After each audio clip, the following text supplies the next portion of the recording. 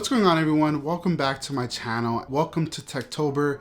A lot of people might be looking at new Apple devices or new tech devices in general, and you might be asking yourself the million-dollar question: is the base model the version that I should get? For a lot of people, including myself, the answer to that is yes. I'm going to be going over in this video why I and why you should be getting the base model if you're looking at specific Apple products. But before I do get into the video, I'm going to kindly ask you guys at home to hit the subscribe button, smash it for me if you can. It'll help my channel grow, and with the new iPhones coming up next week, I'm going to be doing a lot of content, unboxings and whatnot. So if you like what you see today, make sure to hit the subscribe button.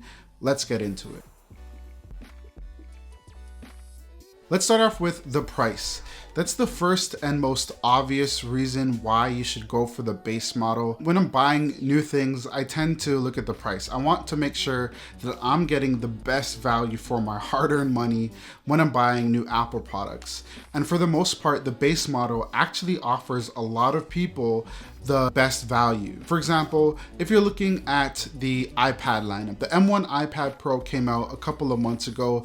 Great tablet, highly recommend it, and I got the base version. I don't care about the extra specs. I don't want to spend more money on things that I generally don't need. The bigger display, it's good, but a lot of people might not need an XDR 12-inch display to do a lot of tasks. But staying on topic of the price, if you look at the base iPad, that comes in at $799, and if you go all the way to the fully spec'd non-cellular version, you know, the one with 1 terabyte or 2 terabytes and 8 gigs of RAM, then you're gonna notice a $1,100 price difference. $1,100 for extra storage and 2 extra gigs of RAM. That is a lot, and Apple is known to be premium when it comes to getting extra RAM and getting extra storage. For that price, you can buy another base model iPad Pro. You could probably even buy a basic iPad. So you could buy 2 iPads with the same price that you would have spent on extra space. Now, that's not really good value if you ask me, especially when you really look at the cost of what extra storage space costs on average. But Apple charges a lot, as I've mentioned. Going to the iPhone lineup, back in the day, iPhones used to come in at 8 gigs and 16 gigs. You heard that right, 8 and 16. I don't know how anybody got by with 8 and 16. My dad actually still uses 16 gigs on a phone today, and I always have to manage it for him.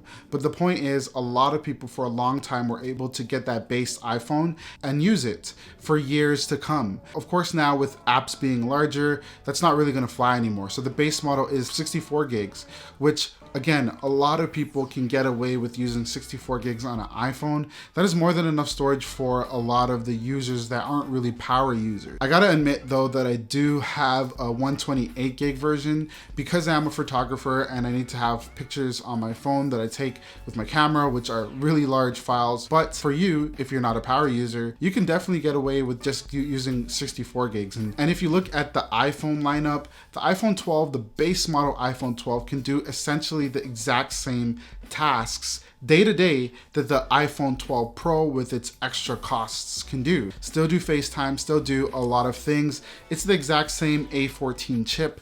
There's no difference in terms of processing speeds across the iPhone 12 lineup. They're all the same, so you're not really losing out on much. So yeah, if you're talking about price, I really feel like your best bet is to get the base model and then put the extra money into things like your mortgage, perhaps investments, or maybe you should buy your kids some lunch, who knows.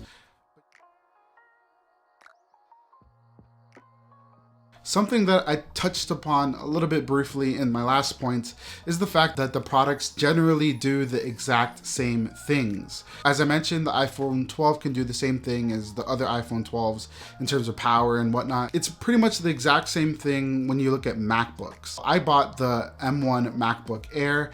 It can do basically the same thing as the Pro, but also the same thing as the other MacBook Airs. So paying extra for things like RAM and storage might not be be necessary. A lot of people bought the 8 gigs of RAM because with the M1 chip, it's way more RAM efficient than any of the Intel based Macs. So that means that if you're going to go with 8 gigs of RAM, you should be okay. As a photographer, somebody that uses intensive apps all the time on my MacBook Air, I've never really had a problem with anything. You can use an external hard drive if you're going with the base model Mac or the iPad Pro and edit footage or edit anything or just back up things onto that while using the base Pro. And you're not really gonna miss out on a lot. Nowadays, portable SSDs are really cheap and affordable, and they're really small and portable. I just rhymed again, and I always do it in my videos. I think I'm meant to be a rapper or something like that. If you bought that base model, but you tend to be running out of space, CleanMyMac is so useful. The way it works is it looks through your computer and makes sure that you delete old files or old junk or cache files that you don't necessarily need to use anymore. And you have the ability to just delete them all and free up space and speed with your computer. It also has optimization features to make sure that you have more RAM available on your Mac. It's very useful. I do have an affiliate link down below, so go ahead and check it out and also support the channel if you enjoy my content. And another option, of course, would be cloud storage. With things like Google Drive or Dropbox or Amazon storage or anything like that, you're able to store files and pictures and big files on the internet if you have a smaller capacity on your Mac.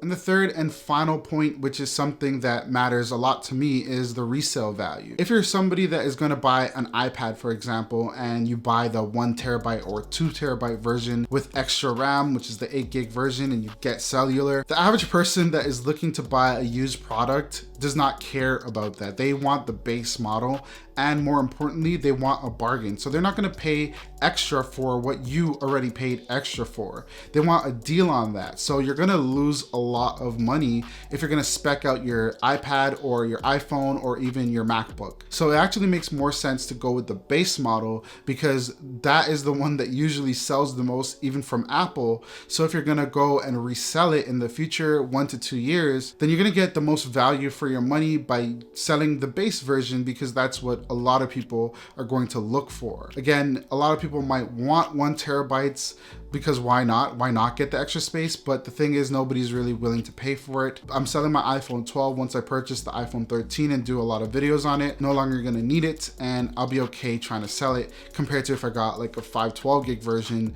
I'm gonna take a huge L on that sale. But yeah, guys, those are the 3 reasons why I think that you should go for the base model and why I tend to go for the base model of any Apple products. Let me know what you guys think in the video. Did you guys fully spec out your computer? Drop them in the comments below. I engage a lot with you guys, and I'm going to see you guys in the next one. Thank you guys for watching. Peace.